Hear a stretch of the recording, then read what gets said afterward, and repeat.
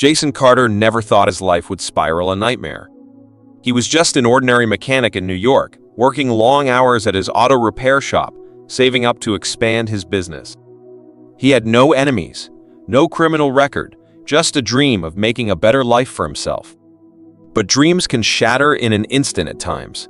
One evening, Jason was locking up his shop when flashing red and blue lights lit up the street. Before he could react, police cars screeched to a halt, and officers in bulletproof vests stormed toward him. Hands in the air. One of them shouted, pointing a gun at him. "What's going on?" Jason stammered, heart pounding. They didn't answer. Instead, they tackled him to the ground, cuffing his wrists so tight it burned. "You're under arrest for the murder of David Reynolds." Jason's blood ran cold. David Reynolds? The name sounded familiar, but he had no idea what was happening. "This has to be a mistake," Jason pleaded. "I didn't kill anyone." His protests fell on deaf ears. The next thing he knew, he was thrown into a cell, accused of a brutal crime. The evidence against him was overwhelming. His fingerprints on the murder weapon, his DNA at the scene, even surveillance footage showing a man in a hoodie who looked just like him. But Jason knew the truth. He was being set up. And there was only one man capable of pulling off something this elaborate: Victor Malone. The moment Jason stepped into Blackridge prison, he knew he was in hell. The towering stone walls, razor wire fences, and watchtowers armed with snipers made escape seem impossible. Inside, the air was thick with the scent of sweat, metal, and despair. Inmates stared at him like a fresh piece of meat. A burly guard shoved him forward. "Move it, Carter. Welcome to your new home." Jason was shoved into a tiny cell, his only company, a flickering overhead light and a thin mattress that felt like concrete. He needed a plan. But first, he needed an ally. Jason had been in Blackridge for 2 weeks when he met Ghost. Ghost wasn't his real name. No one knew what it was. He was a former bank robber, infamous for his escape skills. He'd been locked up for years, but no one knew how old he was. His shaved head, piercing green eyes, and wiry frame made him look unassuming, but he was dangerous. They met in the prison yard. Jason had been keeping to himself, trying to avoid trouble. But trouble found him first. A group of inmates cornered him near the fence, led by a tattooed thug named Rocco. "You're the new guy, huh?" Rocco smirked. "Word is, you don't belong here." "That true?"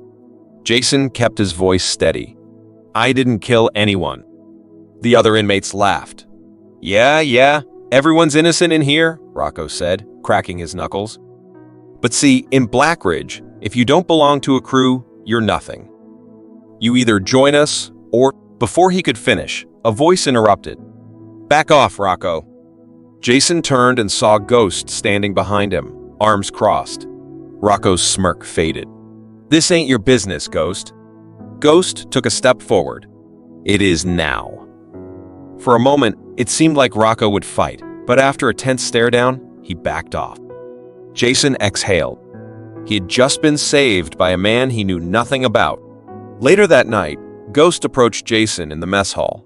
"You don't belong here," he said, sitting across from him. Jason gave a dry laugh. "Yeah, I've heard that a lot lately." Ghost leaned in. "I believe you. And I know who framed you." Jason froze. "You do?" Ghost nodded. "Victor Malone." Jason's hands clenched into fists. "How do you know?" Ghost smirked. "Because I used to work for him." Jason's eyes widened. Ghost had once been part of Victor's crime network. "Victor's got eyes in here," Ghost continued. "He doesn't want you to make it out alive." Jason swallowed hard. "Then I need to get out." Ghost nodded. "Good. Because I've been planning my own escape for years." Jason leaned in. "Tell me everything." And just like that, they became partners. Ghost had spent years studying the prison's weaknesses. "There are 2 ways out of here," Ghost explained. "One, you get transferred. But Victor won't let that happen." Jason frowned. "And the second?" Ghost's lips curled into a grin. "The laundry trucks. Every Thursday night, Laundry was transported out of Blackridge in large trucks. Ghost had noticed a flaw in security. The guards barely checked the dirty laundry bins. "We hide in the carts," Ghost said. "Once we're past the first gate, we jump out before they do the final check." Jason nodded. "Sounds risky." Ghost grinned. "Riskier than waiting for Victor to kill you?" Jason sighed. He had no choice. They spent the next 3 weeks preparing, stealing supplies, studying guard routines, finding the perfect moment to strike. The night of the escape arrived. Jason and Ghost slipped into the laundry room, hiding inside a cart filled with dirty sheets. The truck rumbled to life. The gates opened. They were seconds away from freedom. Then the sirens blared. Jason's stomach dropped. The truck screeched to a stop. The back doors burst open, revealing Victor Malone grinning like a devil, flanked by 2 prison guards. "Ho, ho, ho," Victor said, shaking his head. "Did you really think you could run from me, Carter?" Jason's fists clenched. One of the guards slammed Ghost against the truck wall, twisting his arm. "Where do you want them, boss?" the other guard asked. Jason's breath was ragged as he and Ghost stood frozen, surrounded by Victor and his men. The prison's top enforcer smirked, his tattooed arms crossed over his chest. "You really thought you could slip out, Carter?" Victor taunted again. "This ain't a movie. No one escapes Blackridge." Jason's mind raced. This wasn't how it was supposed to go. He and Ghost had done everything right, avoiding cameras, timing the guard rotations, slipping through maintenance corridors. But somehow Victor had been waiting. He flicked his wrist, and his men lunged. Jason twisted, dodging the first punch, but a second attacker slammed a baton into his ribs. He gritted his teeth, refusing to go down. Ghost fought like a man possessed fluid. He snapped one man's arm and sent another crashing into the metal door of the truck. But they were outnumbered. A sharp pain exploded in Jason's skull as something heavy struck him from behind. Darkness swallowed him. Jason woke to the smell of damp concrete and blood. His wrists were bound behind him, and his head throbbed. A single light bulb flickered overhead. He was in the basement, Blackridge's underground hellhole, where inmates disappeared without a trace. Ghost was slumped beside him, unconscious but breathing. Victor paced in front of him, flipping the knife between his fingers. "You made me look bad, Carter," he said, his voice casual, almost amused. "Trying to sneak out under my watch? That's insulting." Jason said nothing. He needed to conserve his strength. Ghost, still groggy, shook his head and muttered, "This your idea of a friendly chat, Victor?" Victor chuckled. "You always had a smart mouth, Ghost." He turned to his men. "Let's see how much talking they do after a little encouragement." The first punch landed on Ghost. His head snapped back, but he barely reacted. The second was for Jason, straight to the stomach. He gasped, coughing as pain shot through his ribs. Victor crouched beside him. "You're in deep, Carter. You messed with people way above your pay grade. There's no walking away from this." Jason met his gaze. "Funny. I was just thinking the same thing about you." Victor's smirk faded. Then, chaos. Ghost lunged, headbutting the nearest guard. Jason twisted, kicking out with his legs, knocking another man off balance. Adrenaline took over. Ghost elbowed Victor in the throat, sending him staggering. Jason rolled, bringing his bound hands under his legs to shift them in front of him. He grabbed a chair with both hands and swung it hard, knocking another guard unconscious. But they were still outnumbered. More men flooded the room. Victor, regaining himself, pulled out a gun. Jason froze. "I really wanted to take my time with you," Victor said, wiping blood from his mouth. "But you're too much trouble." Victor's finger tightened on the trigger, his gun aimed at Jason's chest. Then, boom! A single gunshot split the air. Victor's body jerked violently, his shoulder exploding in blood. He let out a sharp cry, his grip on the gun loosening as it clattered to the floor. Chaos erupted. Guards flinched, scrambling for cover. Some instinctively drew their weapons, but they had no idea where the shot had come from. Victor collapsed to one knee, clutching his bleeding shoulder. His expression twisted from arrogance to fear. Jason's sharp gaze darted to the shadows near the entrance. He barely caught a glimpse of movement, subtle, precise. The shooter was hidden. He had taken the shot without exposing himself. Victor gritted his teeth, furious. Where the hell is the shooter? The guards hesitated, confused, unsure, afraid. Then, boom! A second shot shattered the ceiling light, plunging the room into flickering darkness. That was all it took. Fear spread like wildfire. "We're under attack," a guard yelled. Two of them rushed to Victor's side. Their hands trembled as they grabbed him by the arms, dragging him toward the exit. "Let's get out of here," one of them shouted. Victor struggled against their grip. "No. We have to." Another bullet whizzed past, hitting the wall. Victor stopped resisting. His guards pulled him out of the room, panicked and desperate to save their own skin. Within seconds, they were gone. Jason exhaled sharply. Then the unspotted personality stepped out. It was Alex. Alex was a prison guard Jason had befriended weeks ago. Unlike the corrupt officers running Blackridge, Alex had a moral code. Jason had told him everything about the setup, the conspiracy, the real reason he was locked up. And Alex believed him. Now, Alex tossed Jason a knife. "Cut yourselves loose, and let's move.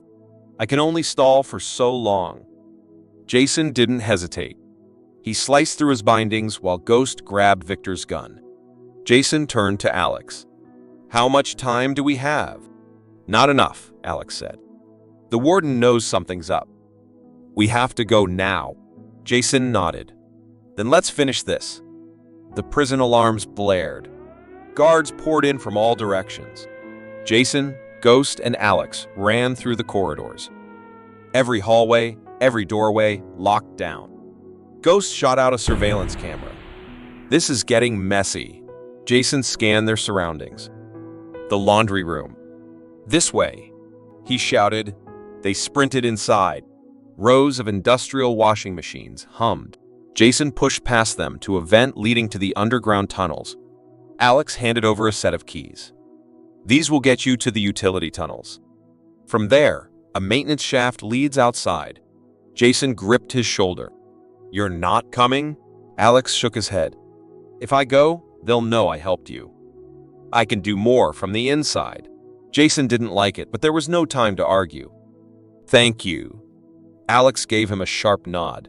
"Now go." Jason and Ghost vanished into the tunnels. The tunnels were damp and suffocating, filled with the scent of rust and sewage. Jason moved quickly, heart pounding. They were minutes away from freedom. Then, footsteps. Jason stopped. "We're not alone." Ghost raised his gun. "How many?" Before Jason could answer, a shadow emerged. Victor. Bleeding, furious, and holding a shotgun. "I should have killed you when I had the chance," Victor growled. Jason lunged first. The gun fired. Boom! The shot missed by inches, slamming into the concrete. Ghost tackled Victor, but Victor was a beast, strong despite his injuries. He slammed Ghost against the wall, knocking the gun away. Jason grabbed a rusty pipe from the ground and swung hard. It cracked against Victor's skull. Victor collapsed. Ghost breathed heavily. "Tell me that killed him." Jason checked his pulse. "Alive but out cold." "No time," Jason said. "Let's move." Jason's heartbeat pounded in his ears as he and Ghost sprinted through the dimly lit tunnels beneath Blackridge Prison. The alarms above were deafening, and radio chatter filled the air. Victor wasn't dead. Worse, he was still in control, and the entire prison was on lockdown. Behind them, the metallic clang of boots echoed as guards flooded the underground passageways. Jason stole a glance at Ghost, who was moving swiftly beside him. They had come too far to fail now. "We need to move faster," Jason whispered, glancing at the fork ahead. Left or right, one led to freedom, the other to a dead end. He hesitated, but Ghost grabbed his arm. "Left," Ghost said. "Trust me." Jason didn't question it. They dashed left, disappearing into the darkness. Just as they rounded the corner, the right tunnel exploded. The guards had thrown a grenade, thinking they were still there. Jason exhaled sharply. That was close. Ghost smirked. Too close. They pressed on, their footsteps splashing through shallow water. Jason knew they couldn't run forever. Sooner or later, they'd have to fight. A flickering light appeared ahead. An exit? Jason's heart leaped, but his gut told him it was too easy. He slowed, raising a hand for Ghost to do the same. They crept forward, barely breathing. Suddenly, a flashlight beam cut through the darkness. There they are. Gunfire erupted. Jason and Ghost dived behind a stack of rusted pipes as bullets ricocheted off the walls. Ghost whispered, "We need a way out now." Jason scanned their surroundings and spotted a weak support beam above. He nudged Ghost. "Shoot that beam." Ghost raised his stolen gun and fired. The beam shattered, and the pipes crashed down, blocking the guard's path. "Go!" Jason shouted. They took off, lungs burning. Jason spotted a rusty ladder leading up to a grate. Jason climbed first, shoving the grate open. Cold air hit his face as he pulled himself up, emerging in an alley behind the prison. Ghost followed, collapsing beside him. "We made it," he breathed. But they weren't safe yet. The distant roar of engines signaled approaching patrol vehicles. They needed to disappear fast. Jason grabbed Ghost and pulled him toward an abandoned warehouse. They burst inside, ducking behind crates as searchlights scanned the area. "They won't stop looking for us," Ghost said grimly. Jason nodded. "Then we don't stop moving." A loud bang echoed outside. Tires screeched. Jason's stomach dropped. Victor. He had survived, and now he was hunting them personally. "We can't run forever," Ghost muttered. "We need to end this." Jason met his gaze. He knew what Ghost meant. It was Victor or them. They armed themselves with makeshift weapons, metal rods, broken glass. Jason found a crowbar. Then, the warehouse doors burst open. Victor stepped inside, flanked by 3 guards. His face was bandaged, his injured shoulder wrapped in bloody gauze. His eyes burned with rage. "You really thought you could escape me?" Jason didn't waste time talking. He lunged forward, swinging the crowbar. Victor dodged, but Jason's second strike connected, knocking him back. Ghost tackled one of the guards, driving a sharp piece of metal into his leg. Another guard grabbed Ghost, slamming him into a crate. Jason turned just in time to block Victor's punch, but the force sent him stumbling. Victor was strong, fueled by fury. The last guard aimed a gun at Jason. Ghost, despite his injury, lunged at him, shoving the barrel away. A shot rang out. Victor charged at Jason, knife in hand. Jason sidestepped, grabbing Victor's wrist and twisting. The knife clattered to the floor. Ghost delivered a brutal punch to the final guard, knocking him out cold. Jason turned back to Victor. It was over.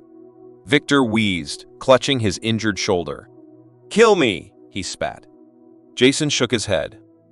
"No. You're going back to Blackridge." Sirens wailed in the distance.